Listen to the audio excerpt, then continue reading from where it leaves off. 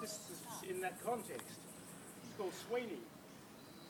It was somewhere in September and the sun was going down when I came in search of copy to a darling river town. Come and have a drink, we'll call it. It's a fitting name, I think. And it was raining, for a wonder, up at Come and Have a Drink.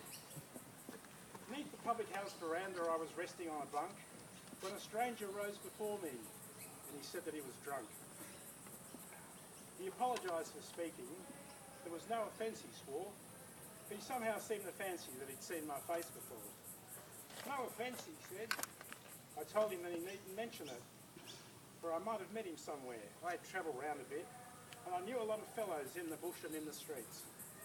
But a fellow can't remember all the fellows that he meets. Very old and thin and dirty were the garments that he wore. Just a shirt and a pair of trousers and a boot and nothing more. He was wringing wet and really in a sad and sinful plight, and his hat was in his left hand and a bottle in his right. His brow was broad and roomy, but its lines were somewhat harsh, and a central mouth was hidden by a drooping, fair moustache. His hairy chest was open to what poets call a wine, and I would have bet 1,000 that his pants were gone behind. He agreed. He can't remember all the chaps he chanced to meet, and he said his name was Sweeney. People lived in Sussex Street.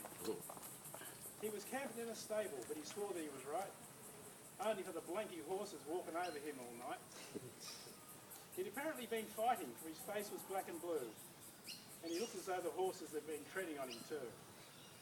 But an honest, genial twinkle in that eye that wasn't hurt seemed a hint of something better, in spite of drink and rags and dirt. It appeared that he mistook me for a long-lost mate of his, one of whom I was the image, both in figure and in phiz. He'd have had a letter from him if the chap were living still, for they carried swags together from the Gulf to Broken Hill. Sweeney yarned a while and hinted that his folks were doing well, but he told me that his father kept the Southern Cross Hotel. And I wondered if his absence was regarded as a loss when he left the elder Sweeney, landlord of the Southern Cross. He was born in Parramatta, and he said with humour grim that he'd like to see the city ere the liquor finished him, but he couldn't raise some money. He was damned if he could think what the government was doing. Here he offered me a drink. I declined, for self-denial, and I lectured him on booze, using all the hackneyed arguments that preachers mostly use, things I'd heard in temperance lectures. I was young and rather green, and I ended by referring to the man he might have been. Then a wise expression struggled with the bruises on his face, though his argument had scarcely any bearing on the case. What's it good at keeping sober? Fellas rise and fellas fall. What I might have been and wasn't doesn't trouble me at all. But he couldn't stay to argue, for his beer was nearly gone. He was glad, he said, to meet me, and he'd see me later on. He guessed he'd have to go and get his bottle filled again, and he gave a lurch and vanished in the darkness and the rain.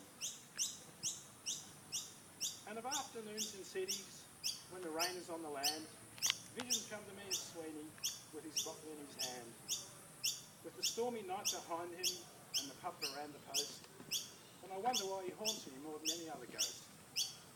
Still, I see the shearers drinking at the township and the scrub, and the army praying nightly at the door of every pub, and the girls who flirt and giggle with the bushman from the west, but the memory of Sweeney overshadows all the rest.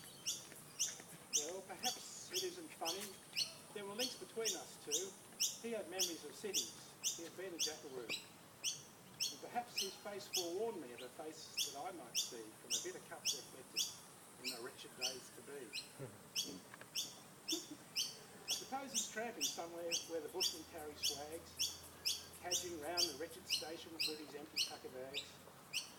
And I fancy that of evenings, when the track is growing dim, what he might have been and wasn't comes along and troubles him. Yay!